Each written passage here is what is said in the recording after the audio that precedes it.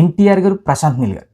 ఈ combination announce చేసిన దగ్గర నుంచి ఇప్పటి వరకు కూడా అసలు వీళ్ళిద్దరూ ఏం చేస్తున్నారు? ఎలాంటి కాన్సెప్ట్ మీద వెళ్తున్నారు? అని చెప్పి ఒక ఎన్టీఆర్ గారి ఫ్యాన్స్‌గే కాకుండా సినిమాలు ఇష్టపడే ప్రతి ఒక్క ఆడియన్ కూడా, సినిమాలు చూసే ప్రతి ఒక్క న్యూట్రల్ ఆడియన్ కూడా ఒక క్యూరియాసిటీ క్రియేట్.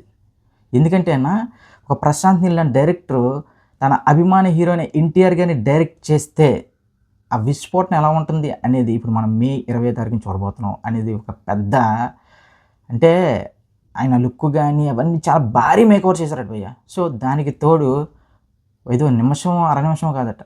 దాదాపు 3 నిమిషాల పాటు 180 సెకన్ల పాటు ఇప్పుడు ఇదైతే రాబోతుందంటే ఇది ట్రైలర్ అనాలో, టీజర్ అనాలో కూడా అర్థం కావట్లేదు. కానీ ఎన్టీఆర్ గారి లుక్ మాత్రం ఇప్పటి వరకు ఎన్టీఆర్ గారి సినీ కెరియర్‌లో, ఎన్టీఆర్ గారి కెరియర్‌లో ఇప్పటి వరకు అలాంటి లుక్ అయితే ట్రై చేయలేదంటే ఎప్పుడో 'నాన్నకు ప్రేమతో' చూసాం.